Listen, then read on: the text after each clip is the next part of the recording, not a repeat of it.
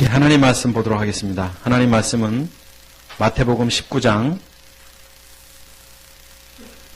16절에서부터 22절 말씀 보도록 하겠습니다.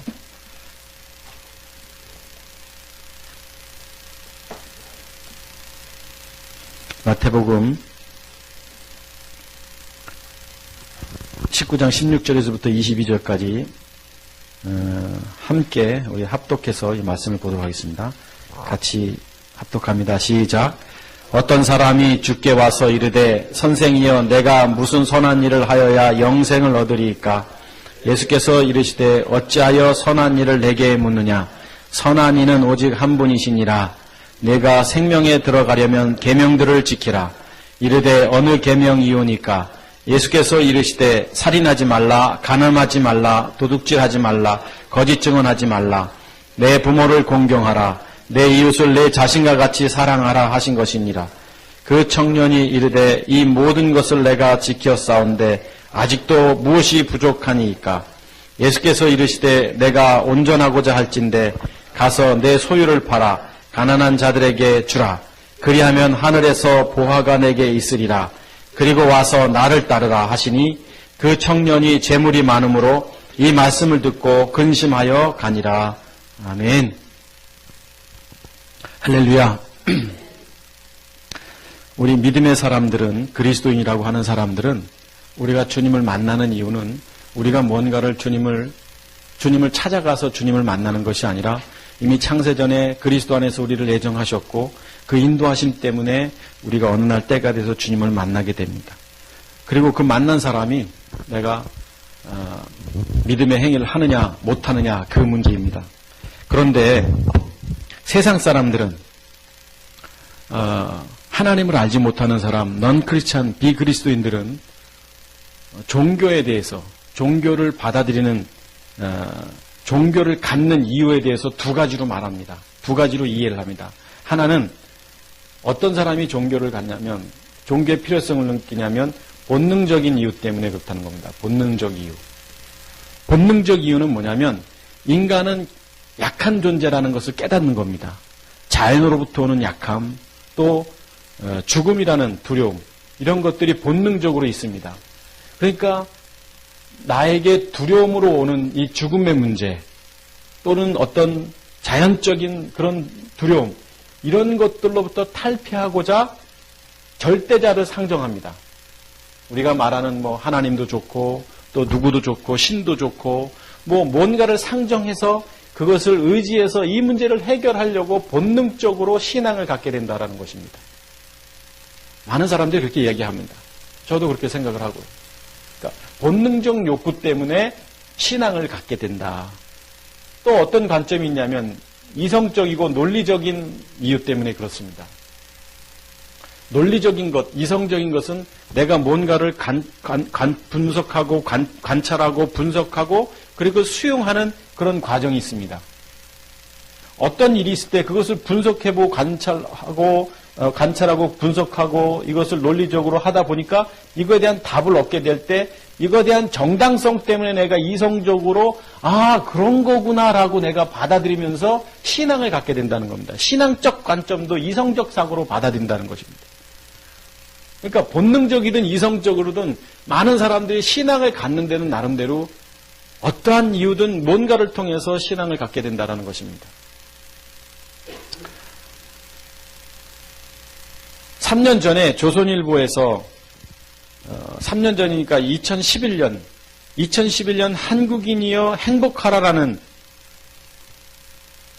설문조사를 실시했습니다. 세계 10개 나라를 통해서 여론조사를 했습니다. 연령대별로 했고 남녀별로 구분해서 행복조사를 했는데 그 10개국 중에 한국 50대 여성이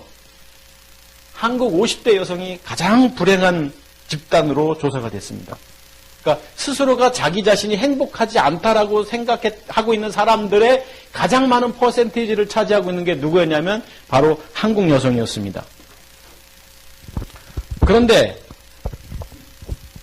마침 미국의 그 프린스턴 대학교에서 여론조사를 했는데, 비슷한 여론조사를 했는데, 외국에서는, 선진국가에서는 50대가 되면 자기의 지금까지 살아왔던 모든 것들을 다 내려놓게 되고 또 50대가 되면 삶을 즐기는 그런 연령대이기 때문에 가장 행복한 나이가 요때라고 했는데 우리나라 여성들만 50대 여성들만 행복하지 않다. 행복하지 않다라고 말한 이유는 첫째는 빚 문제 때문에 그렇습니다. 가계에 많은 부채, 빚 문제, 그리고 자녀 문제. 그러다 보니까 중년이 됐음에도 불구하고 외국 사람들은 오히려 서양의 사람들은 내려놓는 반면에 이 사람들은 오히려 짊어지고 가기 때문에 가장 불행할 때가 언제냐면 50대, 그것도 여성들. 여기 있죠? 저희 아내도 이제 50대인데 이런 사람들이 불행하다라고 반대적인 그런 조사를 했습니다. 그런데 문제는 이 한국 여성 중에 이 50대가 가장 스스로가 불행하다고 생각하는 사람들이 이것을 탈피하기 위해서 갖는 게 뭐냐? 그게 바로 종교라는 겁니다. 이성적, 합리적 사고에 의해서 이제 이 종교를 갖게 된다는 것입니다. 무려 78%가 이런 가운데서 여기서는 물론 78%가 다 교회를 다니거나 그게 아니라 절에 가기도 하고 무당을 믿기도 하고 또 뭐 성당을 가기도 하고 교회를 가기도 하고는 78%가 이런 고민을 해결할 수 있는 방법이 종교다라는 거예요. 그래서 종교를 믿게 된다라는 설문조사가 있었습니다. 그런데 선진국가는 이런 고민이 있을 때 고민이 있을 때 종교를 갖는 퍼센테이지가 11%라고 이야기를 합니다. 그런데 무려 78%가 이런 뭔가 고민이 있고 두렵고 인생에 내가 참 뭐 나로서도 도대체 이거 할 수 없을 때 그때 종교를 갖는 퍼센테이지가 78%나 된다고 이렇게 설문조사를 통해서 조사되었습니다. 그런데 더 웃긴 것은 뭐냐면 이 설문조사를 통해서 종교의 본질적인 면, 불교면 불교, 기독교면 기독교, 유교면 유교 이런 본질적인 것을 쫓아가는 퍼센테이지는 결국 이 78% 중에서 7.4%만이 제대로 신앙생활을 한다는 것입니다. 제대로 절에 다니는 거고 제대로 성당 다니는 거고 제대로 무당을 믿더라도 아니 완전히 빠진다든지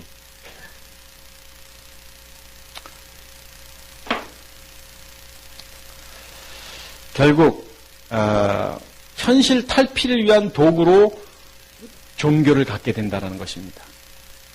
그러니까 넌 크리스찬들, 비그리스도인들의 종교적 접근 방법과 우리는 다른 겁니다. 우리야 뭐 당연히 하나님 우리를 사랑하셔서 우리를 불러주셔서 우리가 주님을 만나는 거지만 이런 퍼센테이지를 가지고 그들은 종교를 갖게 된다. 이렇게 설문조사를 했습니다. 오늘 동영상을 하나 보려고 하는데요. 죄송합니다. 이 동영상을 교회에서 상영을 해야 되나?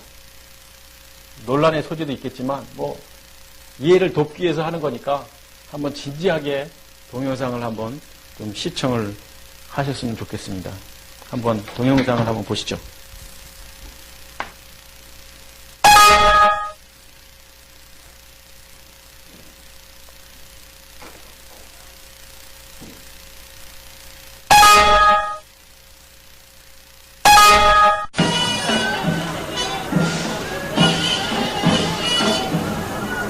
거리를 마침으로써 대강거리를 시작하겠습니다.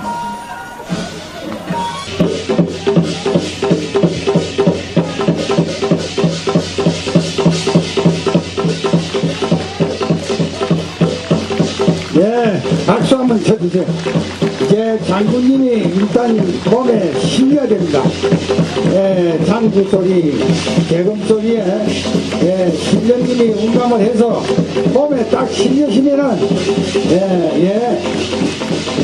잘하십니다. 장군님이 많이 실리셔야만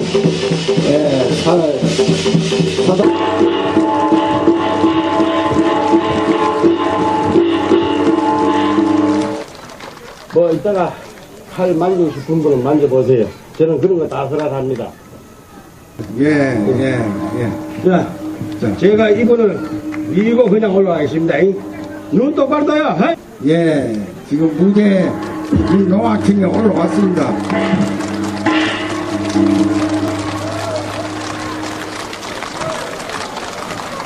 예, 박수 한번 쳐주세요.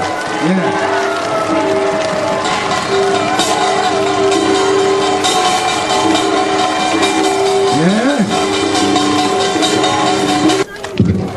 자, 저 빨리 받으세요.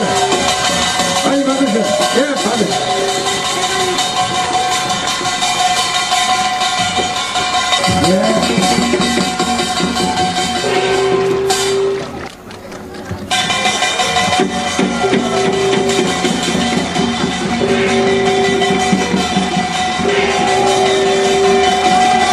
예, 쌀을 지금 대도 한 2말 되는 것 같습니다. 예. 예.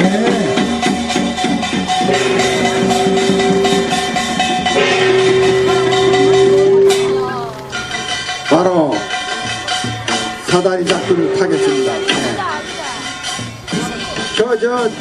예, 남자분들 옆에서 조금 도와주세요. 아니, 작두를 움직이면 안 됩니다. 밑에 다리를 움직이면 안 돼요. 밑에 다리 움직이면 큰일 납니다. 이 작두를 좀 만져주세요.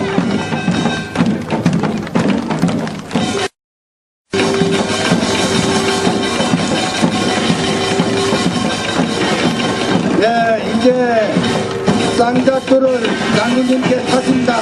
네. 네, 박수로 좀 해주세요. 네. 밑에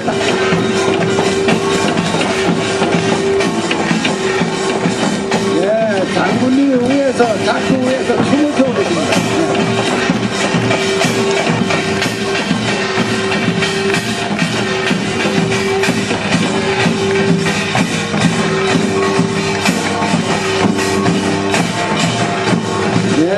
지금 쌍락주에서 장군님이 지금 춤을 추면서 걸어가고 있습니다. 네.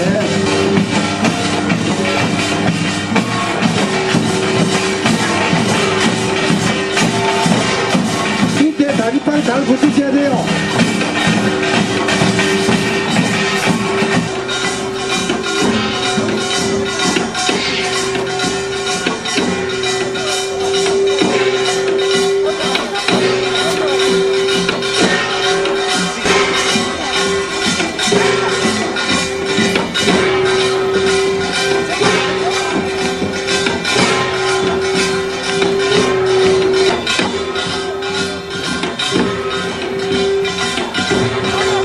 예, 지금 막 올라타셨습니다. 예, 예, 박수를 좀 주세요. 예.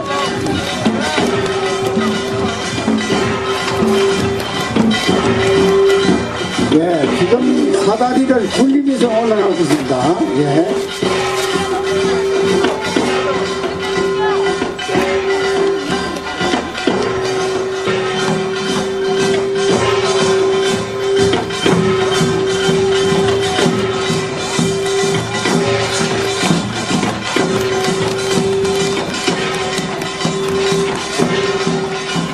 예, 지금 사다리 작두를 굴리시면서 우리 장군님 정말 대단하십니다. 좀 많이 도와주세요. 예.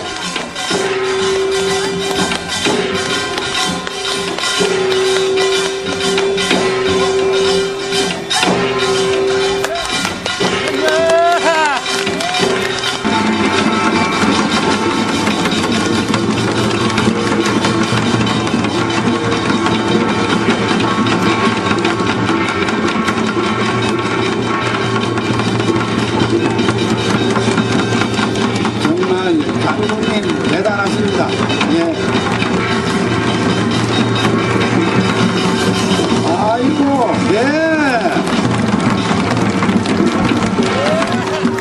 대한민국 만세 한번 부르세요. 오늘 정말 이것은 어느 분도 못 봅니다.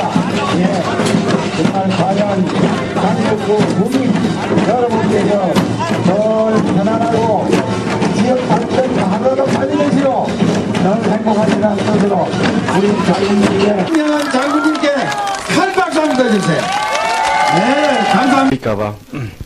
혹시 이 무당 장군님이, 여기도 장군님이라는데, 장군님이 이 작두에 올라갔을 때 여러분도 혹시 막 박수 치고 싶은 분 없으셨어요? 제가 우연찮게 이 동영상을 그냥 검색하다가 보게 됐는데, 저게 많은 사람들이 이제 주변에 있더라고요. 무슨 삼각산 무슨 축제 속에 있었던 행사 같은데, 나는 저 작두에 올라갈 수 없다라고 많은 사람들이 생각을 할 겁니다. 올라갈 수 없습니다. 저 굉장히 큰, 살벌한 날입니다. 주물로 된 날이었고, 저는 장군이 대단하다기보다도 저 작두를 만든 사람이 대단한 것 같아요. 어떻게 저렇게 사다리까지 크게 만들었을까, 이런 생각이 들었는데, 자, 사람들이 종교를 갖는 이유는 뭐냐면, 내가 할 수 없는 걸 누군가는 하는 겁니다. 그리고 그 대단한 겁니다. 나는 100% 못하는데 저 사람이 그런 행동을 하면 나의 연약함을 그 하는 사람에게 맡기면 그 사람은 해줄 수 있을 것 같은 마음이 드는 겁니다. 그래서 그 절대자를 아까 이성적 논리, 아까 후자에서 이야기한 건데 본능적인 것이 아니라 이성적으로 내가 종교를 갖게 되는 이유가 바로 그런 겁니다. 내가 고민이 있고 내가 힘든 문제가 있는데 이 문제를 누군가가 저런 쇼를 보여주고 정말 내가 할 수 없는 그 문제를 하고 있는 저 사람에게 가져가면 그 사람이든 그 사람이 신봉하는 아까 얘기한 절대자를 상정했다고 말하는데 하나님을 만들었다고 말하고 있는데 그 사람한테 그 사람이 이 사람을 통해서 이렇게 우리가 말하는 역사나 기적을 보여주셨기 때문에 이 사람을 찾아가면 이 사람을 만나는 거고 이 사람을 만나면 그 사람이 만나는 이 절대자를 만나면 내 삶의 문제, 죽음으로부터 오는 두려움, 공포들 해결할 수 있겠다라고 생각하고 사람들이 종교를 갖게 된다는 것입니다. 여러분, 교회 다니는 것도 무당 믿는 것과 별반 차이가 없습니다. 없을 수 있습니다.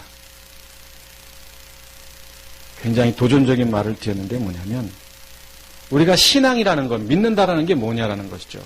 혹시 이런 것 때문에 믿지 않느냐라는 것이죠. 내가 갈등이 있고 고민이 있고 아픔이 있고 상처가 있는데 이거를 좀 이렇게 해결하기 위해서 내가 교회를 간다거나 이런 문제 속에서 물론 이렇게 볼 수 있습니다. 답답하고 속상해서 갔는데 어느 날 보니까 주님이 다가왔고 주님을 만나고 그런 것들은 있습니다. 그러나 보편적으로 종교를 갖는 사람들은 어떤 이유 때문에 종교를 갖냐면 결국은 나의 문제, 나의 필요성과 내가 뭔가 욕구를 충족시키기 위해서 가는 겁니다. 그런데 성경을 보면 사람들이 주님을 찾아가지 않았습니다. 언제든 주님이 찾아오셨습니다. 우물가에 가셨고 또 디베라 바닷가에 가셨고 주님이 계획하시고 가셨고 계획된 사람들을 만났고 그들을 통해서 하나님의 말씀이 들려졌고 그리고 결단해서 그들이 하나님의 사람으로 쓰임받았던 것입니다. 그러면 오늘 이 자리에 있는 여러분들이 얼마나 축복된 자리겠느냐라는 것입니다.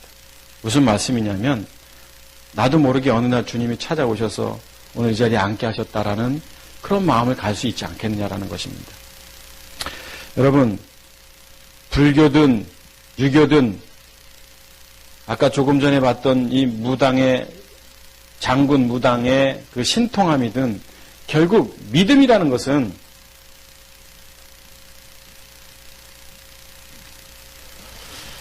분명히 다른데 뭔가 다른 건데 그 무당 주위에 있는 사람들이 무당을 믿는 그 장군을 믿는 그 믿음이든 불교인들이 믿는 시탈타라는 그 부처를 믿는 거든 우리가 하나님을 믿는 거든 이슬람교인들이 알라를 믿는 거든 똑같은 관점에서 본다면 문제가 있지 않겠느냐라는 것이죠.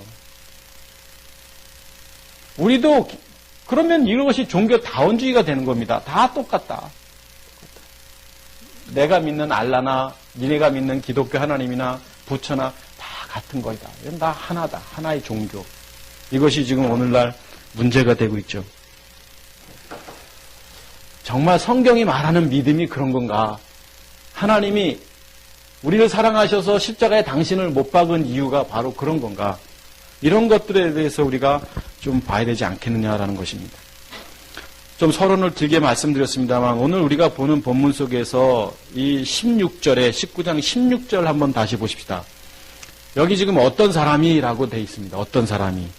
그런데 이 본문이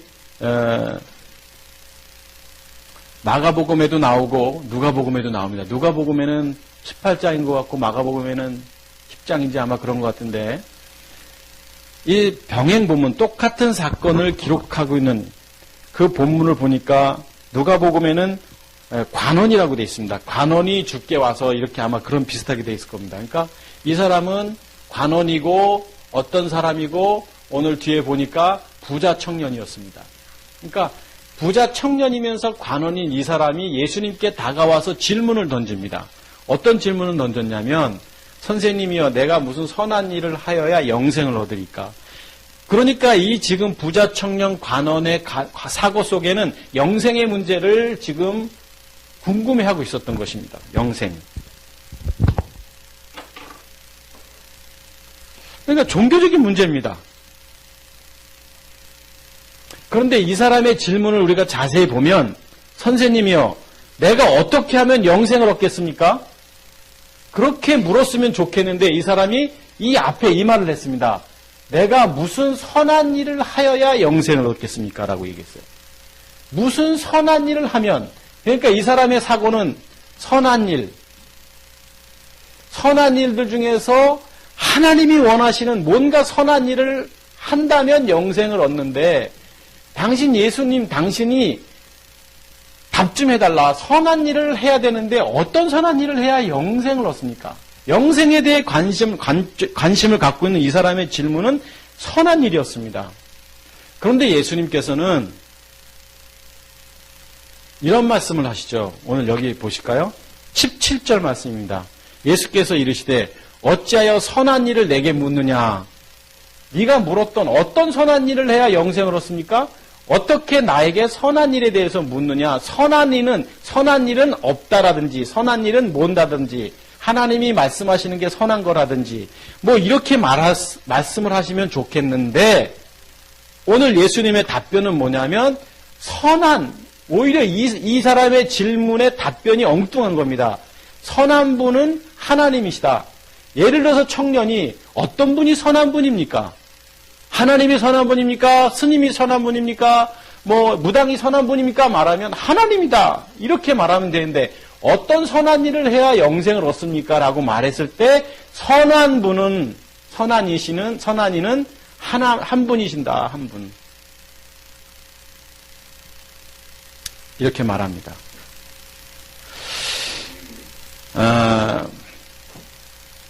저는 이 말씀 묵상하면서 굉장히 도전을 받고 은혜를 받았습니다.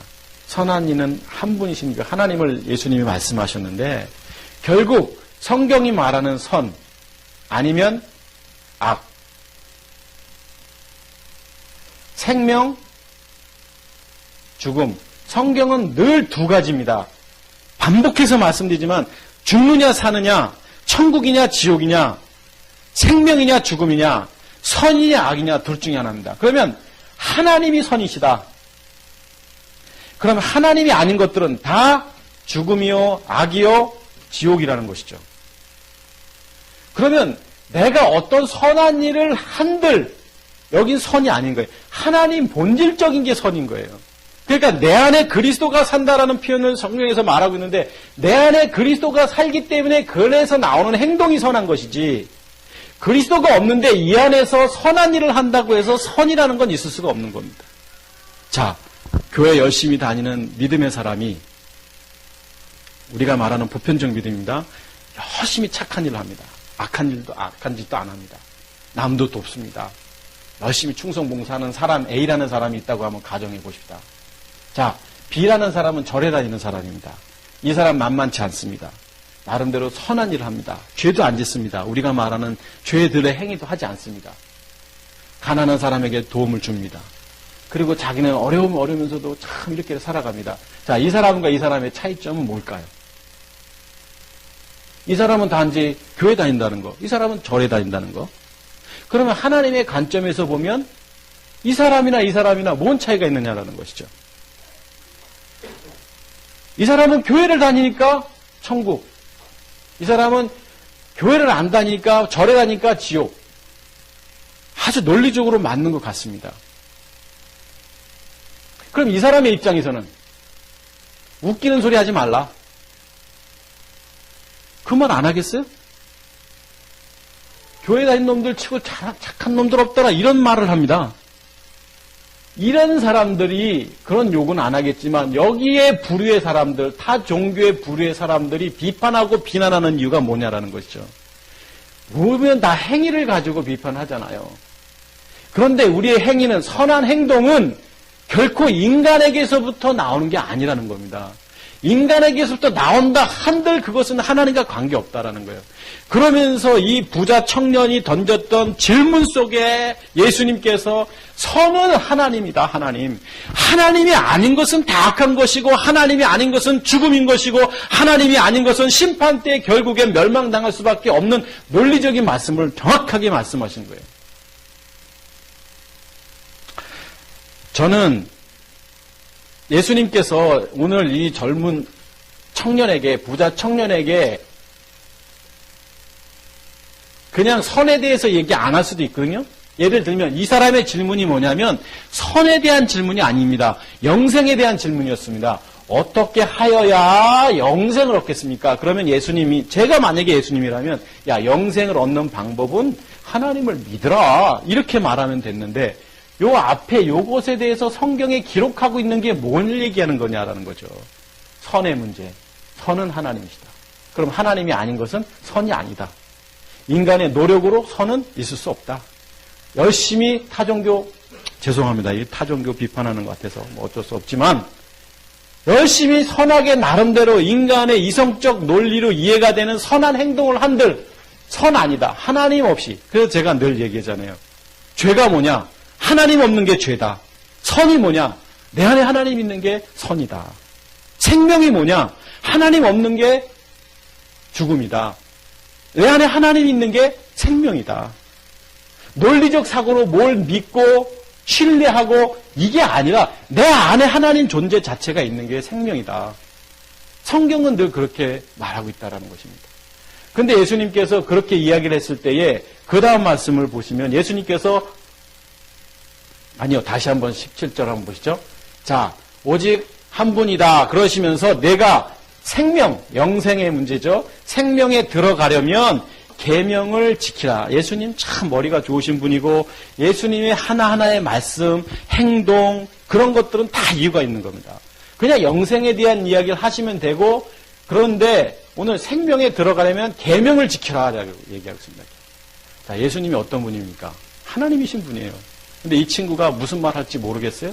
그러면 오늘 성경이 여기에 기록되어 있는 것은 뭐냐면 이 청년이 주가 아닌 거예요. 오늘 우리를 보라는 거예요. 사실은 이 성경을 통해서. 자, 오늘 생명에 들어가려면 계명을 지켜라라고 말했을 때 그 다음 구절 한번 보시죠. 예수님은 이 선에 대해서 아주 자신감 있어 하는 이 친구에게 그렇게 얘기했더니 어느 계명이 오니까 예수님께서 이르시되 살인하지 말라, 간음하지 말라, 도둑질하지 말라, 거짓 증언하지 말라. 다음요. 내 부모를 공경하라, 내 이웃을 내 자신과 같이 사랑하라.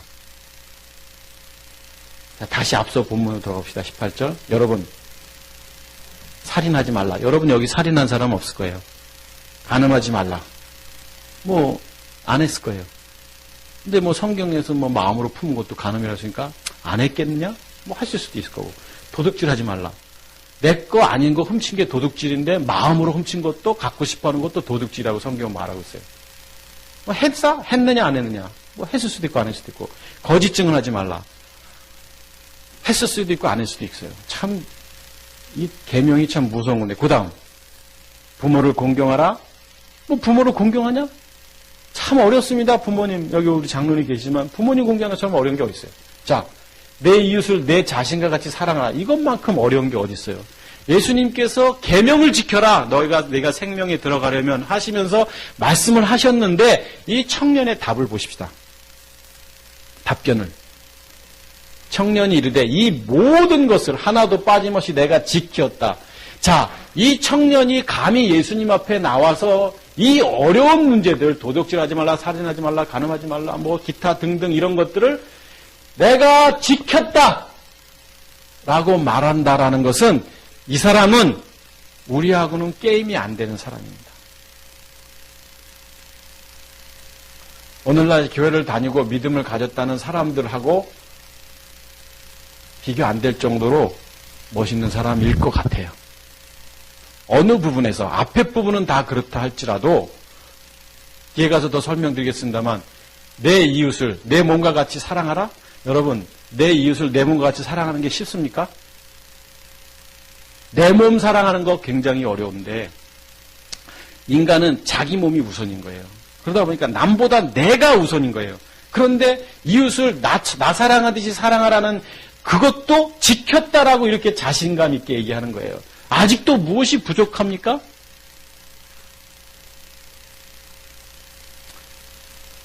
그랬더니 그 다음 구절을 한번 보시죠.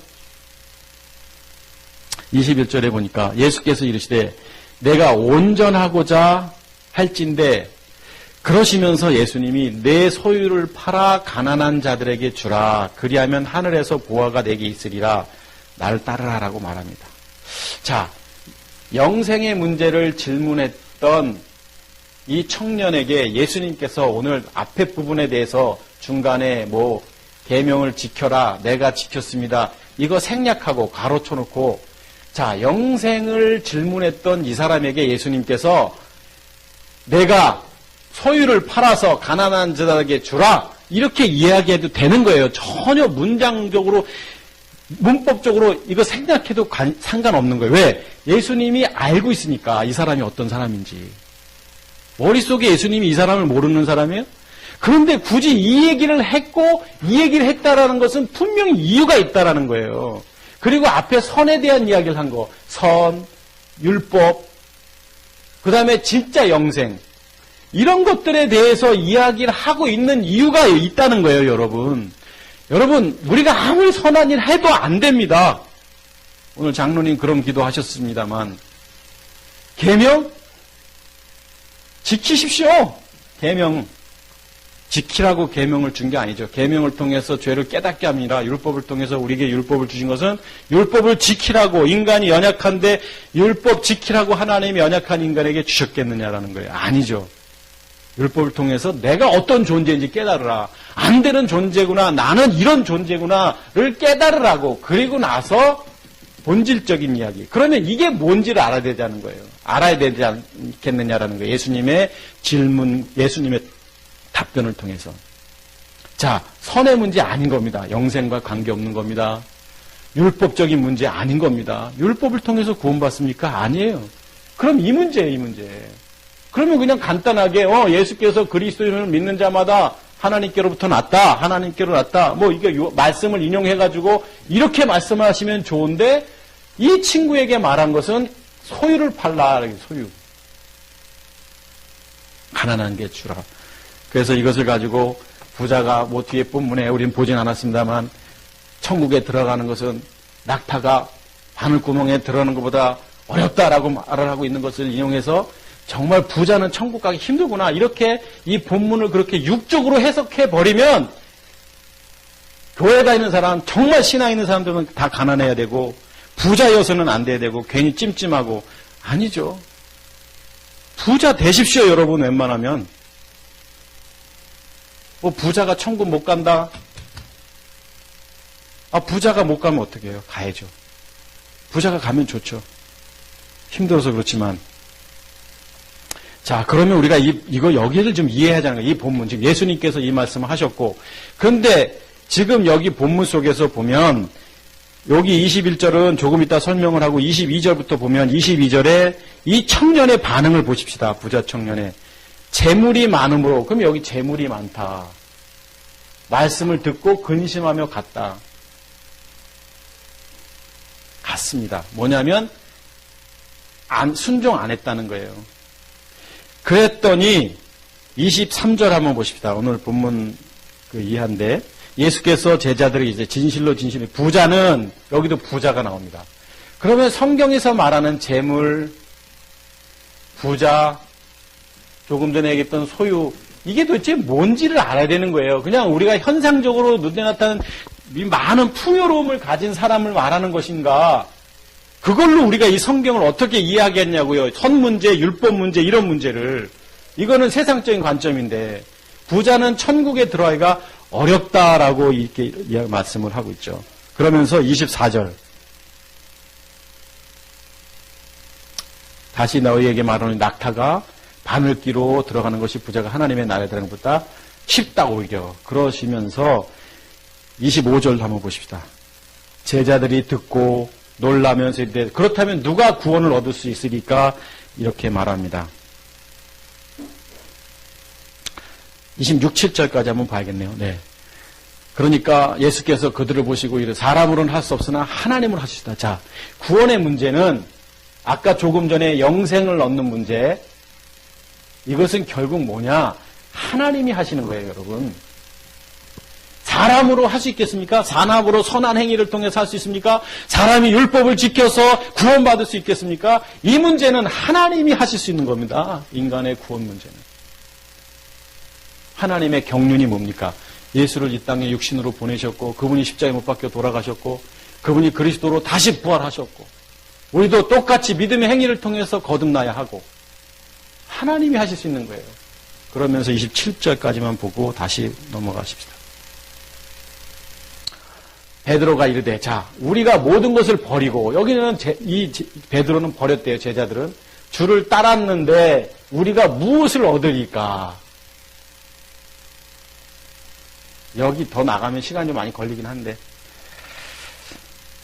그냥 읽기만 하겠습니다. 기회가 되면 다시 보고요. 그러시면서 예수님께서 이렇게 말하고 있는 제자들에게 여러분 여기 보지 마시고 성경을 보면 이 계기를 통해서 20장의 비유, 품꾼의 비유까지 쭉 넘어가면서 16절까지 봐야 되는 겁니다. 사실은 20장 16절까지. 그런데 지금 오늘은 좀 여기를 좀 생략하겠습니다. 제자들이 우리도 버렸다라고 말합니다. 자, 여러분 좀 산만한 것 같고 제가 오늘 말씀이 그렇지만 요약해서 다시 한번 말씀드릴 거니까 한번 보시죠. 청년은 근심에서 갔다라고 말합니다. 그런데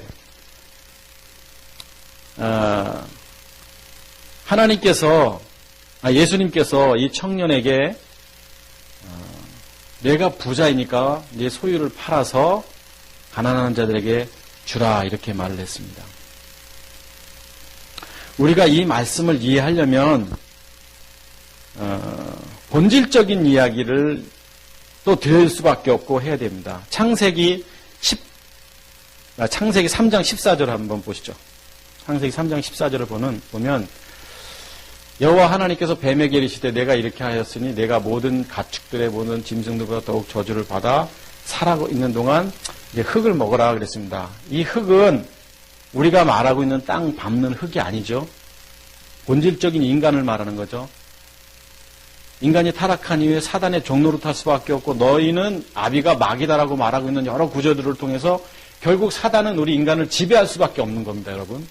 인간의 존재 자체가 사단의 종인 겁니다.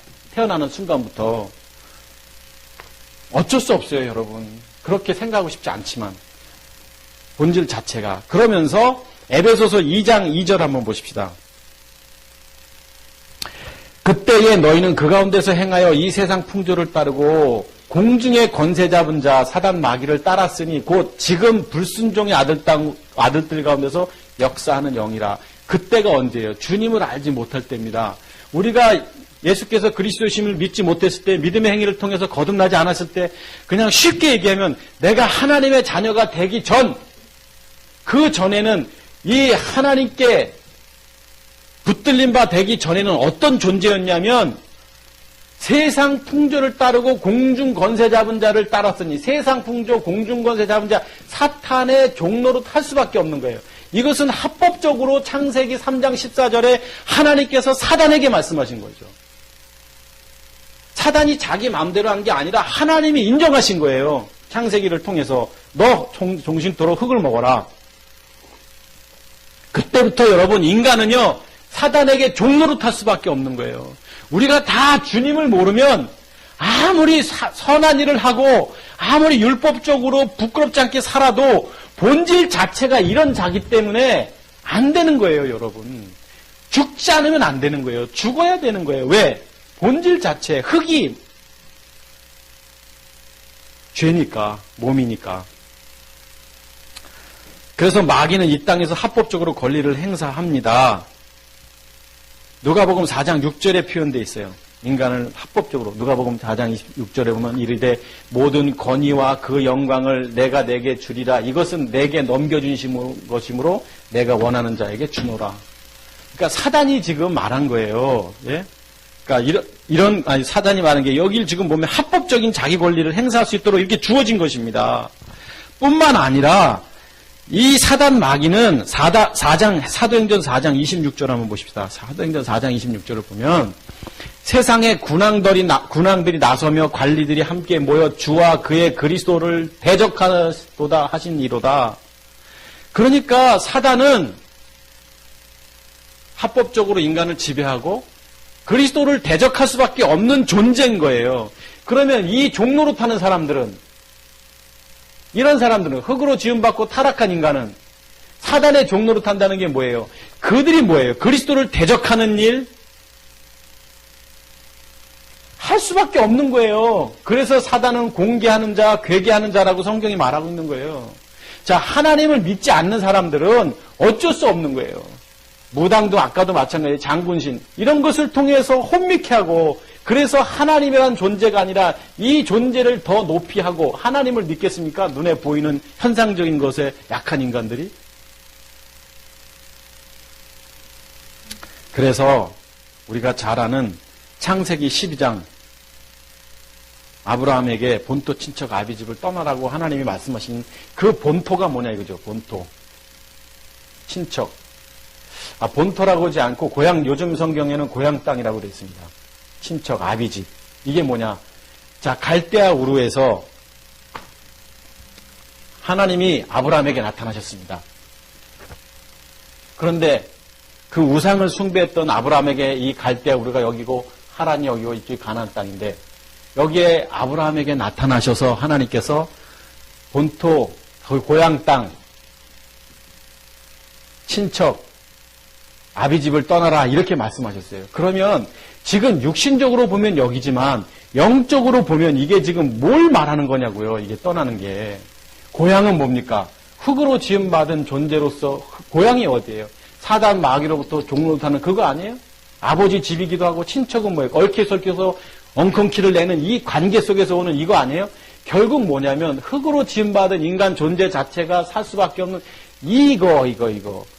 결국 몸, 사망의 몸, 옛사람, 죄의 몸, 이거를 떠나라고 주님이 말씀하신 거예요. 비유적으로요. 물론 여기서 떠납니다. 이것을 통해서 우리가 떠나야 되는구나.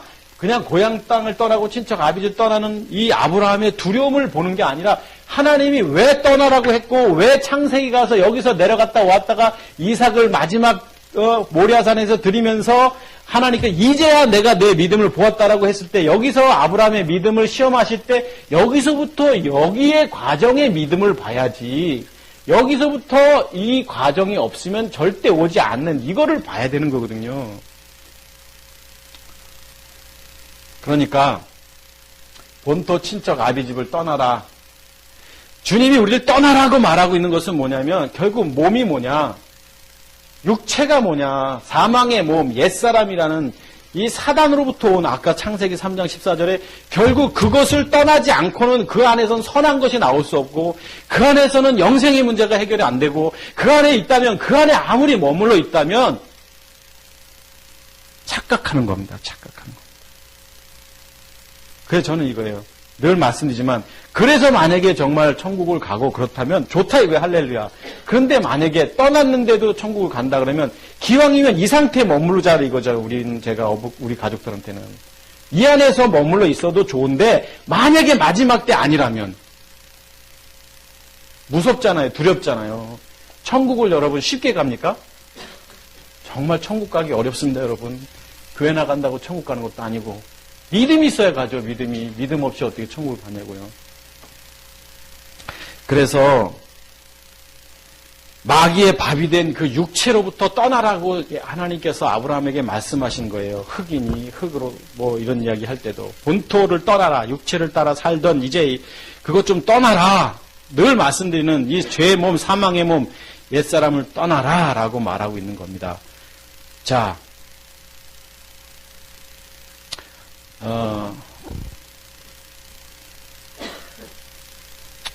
그러면 다시 본문으로 돌아가 보면 21절에 한번 돌아가 보십시다. 장황하게 설명했는데, 자, 21절 보면 내가 여기 소유를 팔라라고 해서 소유를 팔라. 소유를 팔아서 가난한 자들. 그러면 소유가 뭐냐라는 거예요. 그러면 이 소유를 보기 위해서는 마태복음 13장 44절을 보십시다. 소유라는 단어가 여기 등장합니다. 마태복음 13장 44절 보면, 자, 주님께서 비유로 말씀하시는데, 천국은 마치 감추인 보화와 같으니 사람이 이를 발견한 후 숨겨두고 기뻐하며 돌아가서 자기의 소유를 팔아 그 밭을 샀다. 자, 보세요.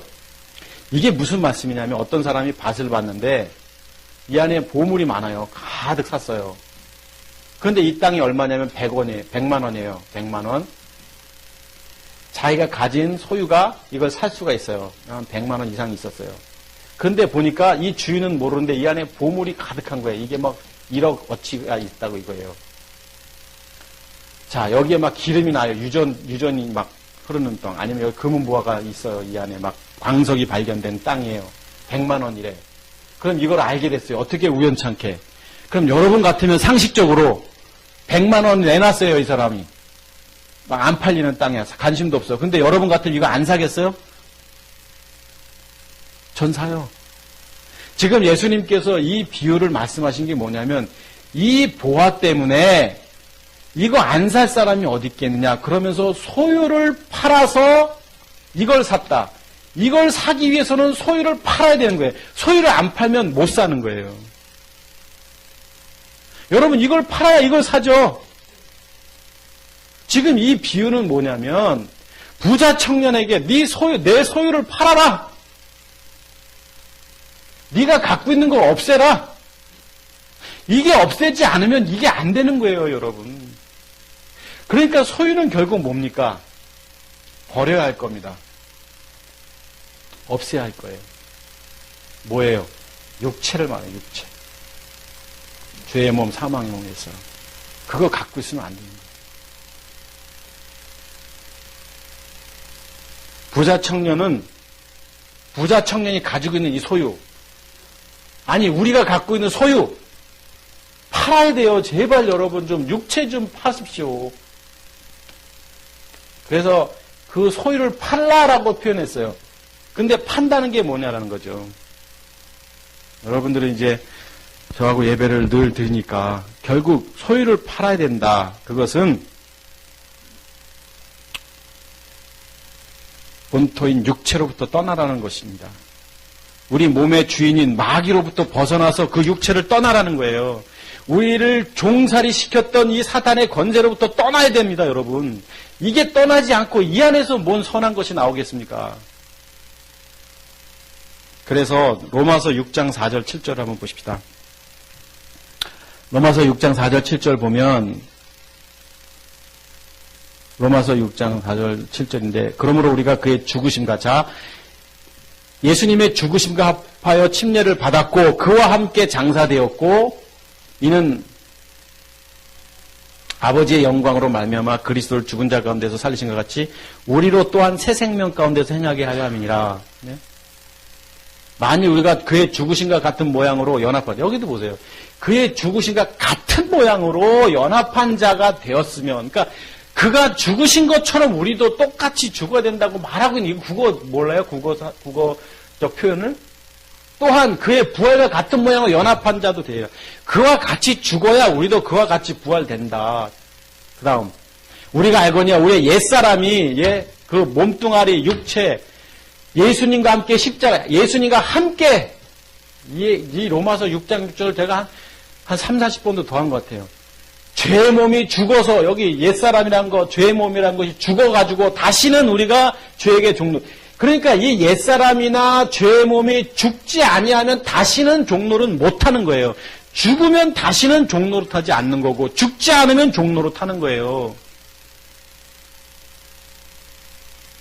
그 다음 말씀 7절. 이는 죽은 자만이 뭘 죽어요? 육체가 십자가에서 죄에서 벗어나 의롭다 하심을 얻었습니다. 그러니까 이 부자 청년에게 소유를 팔라. 결국 내가 갖고 있는 몸뚱아리 육체 십자가에 못 박으라. 나의 그 옛사람, 죄의 몸, 사망의 몸, 육체를 못 박는 것을 가지고 소유를 파는 것이다. 이 몸, 육체, 이것을 팔라. 십자가 지는 거죠, 이거를. 왜? 앞에서 선한 행동 했습니다. 율법적인 거 했습니다. 그런데 가난한 자들에게 나눠주라 했더니 못했거든요. 그러면 아까 내 이웃을 내 몸과 같이 사랑하라는 의미를 지켰다고 말했어요. 분명히. 그럼 이 의미를 보십시오. 가난한 자가 배고픈 사람이 있으면 이 사람이 이걸 지킨 사람이 이걸 안 했겠어요? 했습니다. 여러분. 했을 거예요. 그런데 이 가난한 사람에게 내 소유를 팔라를 그냥 육적으로 우리가 해석을 해가지고 아, 이 사람은 정말 자기가 재물이 많아서 그 예수님의 말씀을 그냥 마음 깊이 안 새겼나 보다, 근심했다. 이렇게 해석하면 모순인 게 뭐냐면 내 이웃을 내 몸과 같이 사랑했다고 분명히 얘기했단 말이에요. 그러면 배고프고 헐벗은 사람한테 빵 안 줬을 것 같아요. 이 사람이? 줬습니다. 자기 소유를 팔았어요. 이 사람은요. 근데 성경이 말하는 이 소유를 팔라가 그런 의미냐고요. 여기서 이미 했는데. 근데 이것도 아니고 이것도 아니라고 예수님 말씀하셨잖아요. 이거라고 말했잖아요. 이거요. 이거. 만약에 이 말씀이 없었다면 여러분 그냥 우리가 인간적으로 봅시다. 그 열심히 다니는 사람 있잖아요. 예배도 잘 드리고 기도 잘하는 사람은 가난한 사람 있으면 돈 줍니다. 여러분. 배고프고 헐벗어 죽어가는 사람 있으면 그 가만 놔두겠어요? 업고 가서 병원을 데려가든 설렁탕을 사주든 그런 행동을 하게 돼 있어요. 우리는 우리 안에 혼이라는 이렇게 양심이라는 게 있어서 물론 성경에서는 죽은 양심이라는 표현을 하지만 어쨌든 그런 것이 있기 때문에 합니다. 돈이 자기를 다 팔 수 없는 용기가 없어서 못 팔았다, 근심해서 갔다 이렇게 해석을 하겠냐고요. 성경을 우리가. 다시 말하면 예수님은 이 부자 청년에게 소유를 팔라고 말하는 것은 생명을 얻기 위해서 너가 생명의 문제를 말했으니까 결국 거듭나기 위해서는 본질적인 문제를 이야기하신 거예요. 예수님은요. 본질적으로 이 얘기를 하니까 받아들이지 못한 거예요. 그때서 예수님이 뭐라고 했냐면 이 친구가 재물이 많음으로 이 소유를 가진 게 있으므로 예? 그래서 이게 있으면 바늘구멍에 낙타가 들어가는 게 더 쉽다. 천국은 그렇게 쉽게 가는 게 아닙니다. 결국 천국의 보화가 숨겨져 있는 밭을 사기 위해서 이 소유를 팔아야 되는 거예요. 제가 맨날 강대상에서 똑같은 얘기 하잖아요. 제가 4개월 전부터 지금까지. 좀 십자가에 죽자고. 안 죽으면요. 이렇게 살 수는 있을 거예요. 이렇게 살 수도 있을 거예요. 근데 그거 갖고 안 된다고 주님이 말씀하시잖아요, 오늘. 차라리 그냥, 그러냐, 넌 잘했다. 이랬으면 좋으련만. 자, 그러면 소유를 팔아서 누구에게 주라고 그랬죠? 오늘 성경에? 가난한 자들에게. 네. 한번 보시죠. 여기 가난한 자들이 나오잖아요. 자, 그러면 소유라는 것은 그래 몸이라고 치십시다. 내 육체를 십자가에 못 박아야 할 내 옛사람 사망의 몸이라고 치십시다. 그런데 이것을 팔았어요. 근데 가난한 자들에게 주라. 근데 가난한 자들이 누구냐고요. 그럼 그냥 육적으로 그냥 내가 돈 많은데 재산이 많은데 이거 팔아서 어렵고 힘든 사람 주라. 그러면 가난한 사람이 예를 들어서 진짜 가난한 사람, 진짜 가난한 사람, 진짜 가난한 사람, 진짜 가난한 사람, 조금 가난한 사람. 그러면 가난한 사람에게 줘라. 그러면 어떻게 기준을 해서 주겠냐고요. 자기 판단으로 이 사람은 좀 많은 빚이 많으니까 이 사람 이 사람 빚이 조금 있고 이 사람은 좀 살만한 거. 그러면 요 사람을 가난하니까 요 사람을 도와주라는 의미인가요, 이게? 우리가 이렇게 성경을 이런 식으로 이렇게 해석해요, 대충? 여러분, 가난한 사람이 뭐냐고요? 가난해요? 여러분, 가난해요? 나 누가 봐도 저 사람 빚이 많아요. 근데 난 가난하지 않다라고 말하는 사람이 있어요. 누가 봐도 저 사람은 그냥 살만해. 근데 나는 맨날 죽은 소리해. 난 가난해 죽고 힘들고 살다. 내가 사는 게 뭔지. 뭐냐고요, 가난한 게. 여러분, 가난해요? 저 가난해요? 돈 없는 사람이에요. 그런데 안 가난해요. 어떤 사람은 가난하지 않아요. 펑펑 써요. 그런데 가난해요. 성경 예수님께서 가난한 자들에게 나눠주라고 말할 때 그 가난한 게 그 가난입니까? 여러분, 가난해요? 그러면 가난하지 않은 우리 중에 누군가가 그 가난한 사람에게 가서 소유를 팔아서 그 사람 줘야 돼요.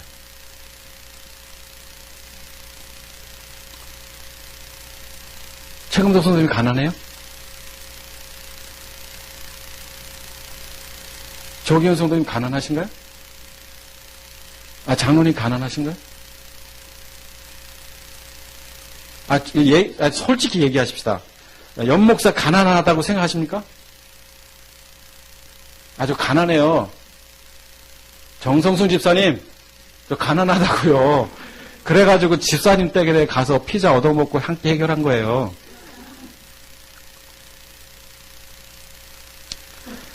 성경이 그렇게 가벼운 책이냐고요.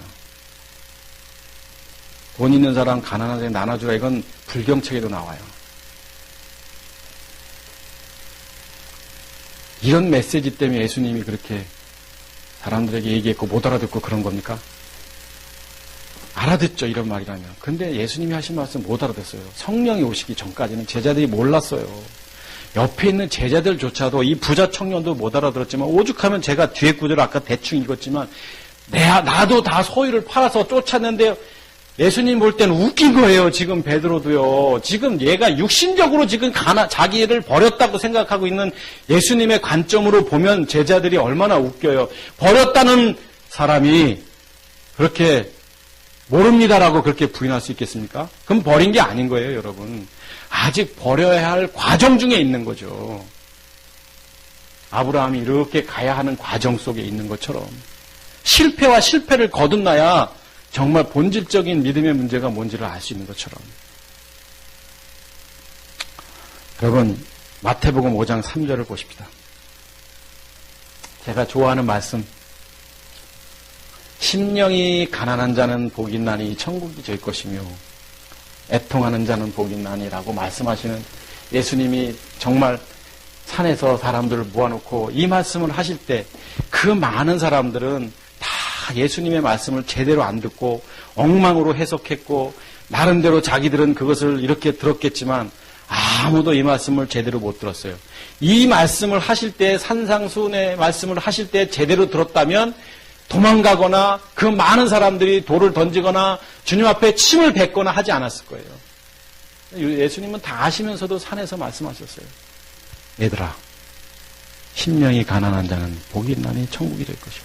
그러면 이게 뭐냐고요? 가난한 게. 가난하다는 것, 성경이 말하는 가난함, 이 궁핍함은 영적인 공고함 상태라는 거예요. 영적인 공고함. 여러분, 영적인 공고함은 아무나 느끼는 게 아니에요. 그냥 교회 다닌다고 느끼는 게 아니에요, 여러분.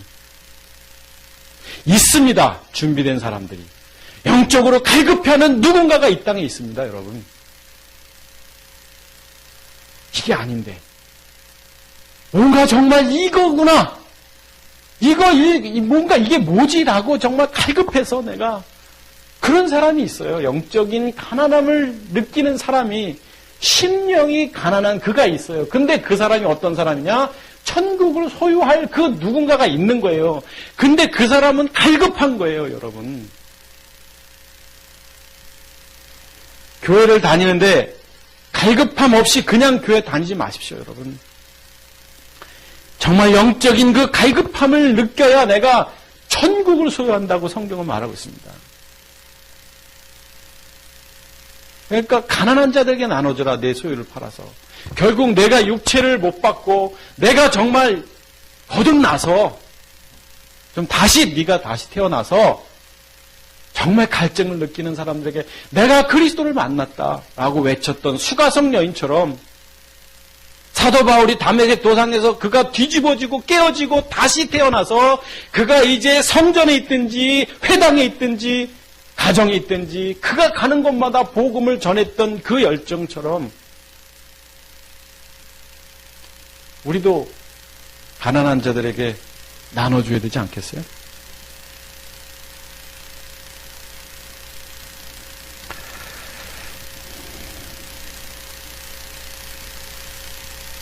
여러분, 버려야 됩니다. 우리의 소유를 십자가에다가. 마태복음 19장 29절 한번 보십시다. 또 내 이름을 위하여 집이나 형제나 자매나 부모나 자식이나 전토를 벌인 자마다 여러 배를 받고 몇 배의 배를 받고 곱절을 받고 영생을 상속하리. 영생은 내가 어떤 일을 해야 선한 일을 해야 영생을 얻겠습니까? 버려라. 뭘 버리라고 돼 있어요? 집, 형제, 자매, 부모, 자식, 전토, 논밭. 여러분 이거 버릴 수 있습니까? 자식 버릴 수 있겠어요? 부모 버릴 수 있겠어요? 형제, 자매 버릴 수 있겠어요? 예수님이 이런 엄청난 말도 안 되는 말씀을 하실까요? 이게 뭐냐고요? 여기서 말하는 형제, 자매, 부모, 전토 이게. 소유입니다. 소유가 뭐라 그랬어요? 몸뚱아리예요. 죄로부터 온 몸뚱아리. 흙으로 지음받은 인간의 본질적인 죄예요.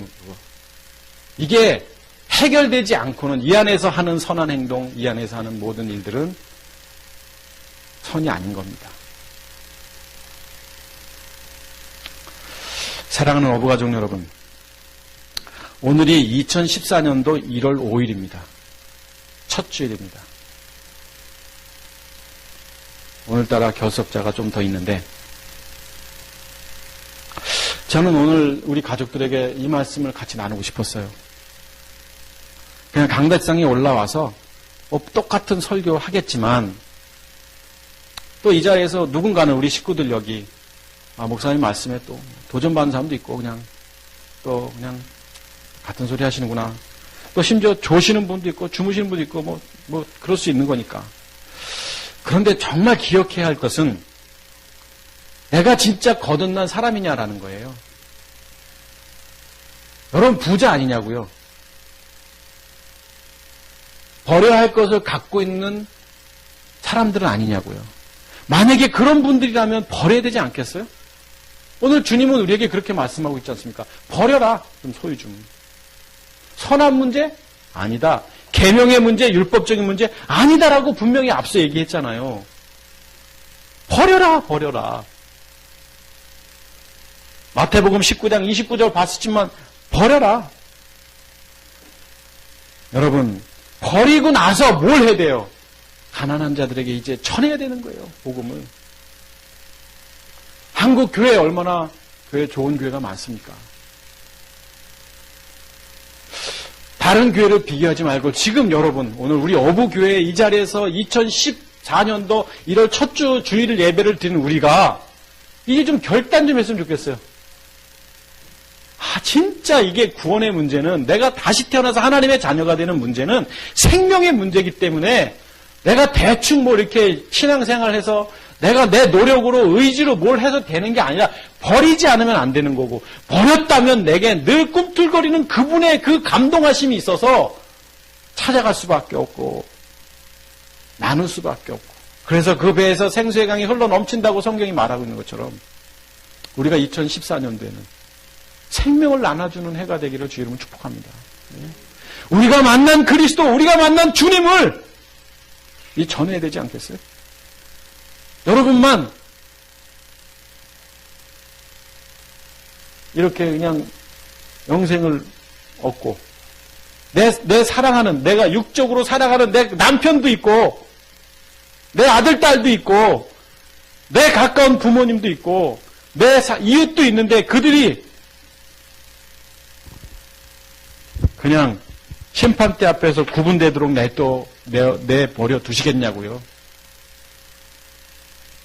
왜 그렇게 긴장 안 합니까? 결국 내가 안 버렸기 때문에 그런 거예요. 버리지 않은 사람은 이걸 모릅니다. 버린다는 게 뭔지, 정말 죄가 뭔지, 정말 내가 그리스도와 함께 사는 게 뭔지를 모르기 때문에 말 안 하는 거예요. 전하지 않는 거예요. 오늘 예수님은 이 부자 청년에게 가벼운 메시지를 던진 게 아니에요. 이 청년에게만 말한 게 아니에요. 옆에 있는 제자들, 우리가 다 그 19장 이해 20장까지 다 보지 않았습니다만, 오늘 우리 이 시대를 살아가는 우리에게 주님은 말씀하십니다. 내 소유를 팔아서 가난한 자들에게 나눠주라고. 우리 어부 가족들, 이제는 좀 영적으로 갈급해하는 심령들에게, 이 가난한 자들에게, 너무 많은 이 사람들에게 이제 생명을 전할 수 있는 그런 여러분이 되시기를 주 이름으로 축복하겠습니다. 기도하겠습니다. 이 시간에 우리 한번 합심해서 기도했으면 좋겠습니다. 오늘 부자 청년은 율법적으로 문제없는 사람이었습니다. 이 부자 청년은 나름대로 선한 일을 했던 사람입니다.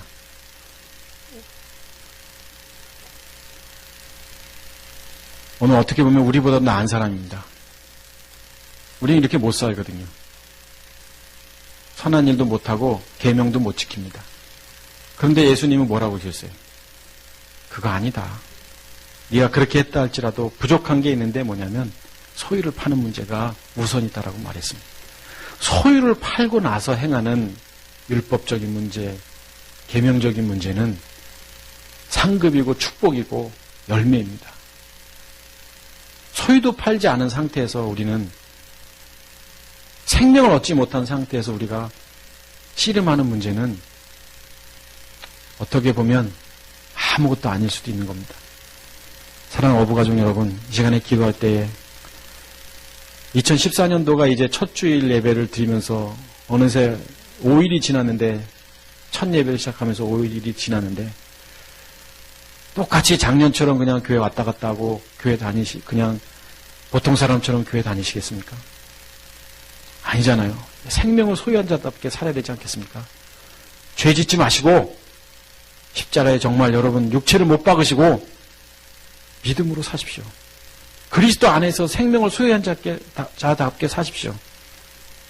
이 시간에 한번 주님 앞에 우리 자신을 내려놓고 한번 결단의 기도를 하십시다. 뭘 어떻게 하겠다기보다도 주님 인도하시는 대로 한번 좀 속마음을 열어놓고 한번 합심해서 통성으로 가르쳐 주시는 대로, 생각나게 하신 대로 기도했으면 좋겠습니다. 우리가 한번 2, 3분간만 통성으로 뜨겁게 주여 예창하고 기도하시겠습니다. 주여! 전능하신 하나님 아버지, 오늘도 하나님 저희들에게 다가오셔서 부자 청년에게 내 소유를 팔아 가난한 자들에게 나눠주라고 말씀하셨을 때에 하나님이 부자 청년은 소유를 팔지 못하고 오히려 근심하고 갔다고 말씀하고 있는데, 이 땅에 아버지 하나님 믿음을 갖고 산다고 말하고 신앙이 있다고 말하면서도 하나님 정말로 내가 갖고 있는 이 신앙의 본질적인 것이 옳고 그른지도 모르고 그냥 씨름했던 것들을 돌아보게 하시고, 내 육체 죄의 몸 사망의 몸 옛사람인 이 소유를 팔고 정말 영적으로 갈급하고 가난한 자들에게 달려가서 그들에게 이 생명을 전해줄 수 있는 영적으로 거듭난 믿음의 아버지 하나님 주의 종으로 하나님 씨름하며 달려갈 수 있도록 우리 어부 가족들을 하나님 인도하여 주시기를 원합니다. 2014년도에는 하나님 우리가 다시 한번 영적인 기적을 누리기를 원합니다. 내가 죽고 내 안에 그리스도가 꿈틀거리는 믿음의 삶을 살기를 원합니다. 아버지 하나님, 생명을 주시기 위하여 당신의 아버지 육신을 십자가에 못 박으셨던 그 예수 그리스도의 사랑을 우리가 기억하고 우리가 본질적으로 다시 거듭나서 우리가 믿음의 삶을 살아갈 수 있도록 하나님이 역사하여 주시기를 원합니다. 이 땅에 많은 사람들 아직도 주님을 알지 못합니다. 안다고 하고 믿는다고 말하지만 하나님 그들이 만난 주님, 하나님 우리가 정말 생명의 주님을 다시 증거하게 할 수 있도록 도와주시고 그들을 통해서 함께 동역하며 믿음으로 달려갈 수 있는 놀라운 아버지 믿음의 삶을 살아갈 수 있도록 하나님 역사하여 주시기를 원합니다. 주님 도와주시옵소서. 주님 붙들어 주시옵소서.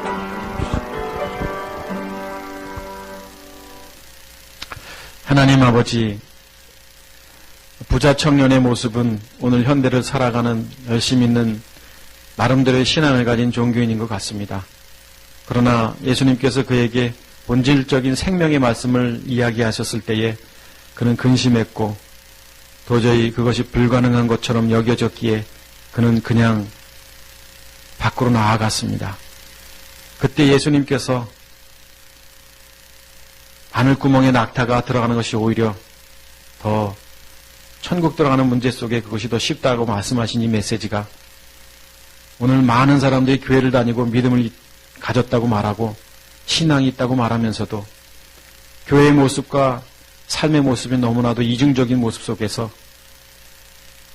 주님이 없는 삶을 살아가고 있는 그들에게 문제는 결국 소유의 문제고 그것을 못 받지 않으면 결국엔 생명을 얻지 못하는, 영생을 얻지 못하는 본질적인 이 메시지를 통해서 행여나 우리 어부 가족들이 이 말씀을 듣고도 주님 앞에 우리의 육체를 십자가에 못 박지 못하는 참으로 영적으로 연약한 이들이 있다면 오늘 이 시간을 통해서 다시 한번 주님 앞에 우리 자신을 내려놓고 내 생각과 가치관과 내 지정의를 주님 앞에 내려놓는 은혜가 우리 가운데 있게 하여 주시옵소서. 그리고 아직도 주님을 알지 못하는 자들에게 달려가서 그것이 내 남편이고 내 아내고 내 아들이고 내 딸이고 내 이웃이고 내 친척인 그들에게 내가 만난 주님을 증거할 수 있는 영적인 도구로 우리를 주님께서 불러주신 것을 기억하고 이제 2014년도에는 영적인 열매를 가득 맺어 하나님을 기쁘시게 해드리는 믿음의 자녀들이 다 되도록 도와주시옵소서. 우리가 하는 행동, 우리가 뱉는 언어 하나하나가 다 영의 은혜로, 주님의 은혜로 고백하고 행동할 수 있도록 도와주시옵소서. 이제는 우리 주 예수 그리스도의 은혜와 아버지 하나님의 극진하신 사랑과 성령님의 내주동의 교통하심이 2014년도 첫 주를 이제 믿음으로 다시 시작하는 우리 어부 가족들 머리 위에 이제로부터 영원토록 함께 있을지어다. 아멘.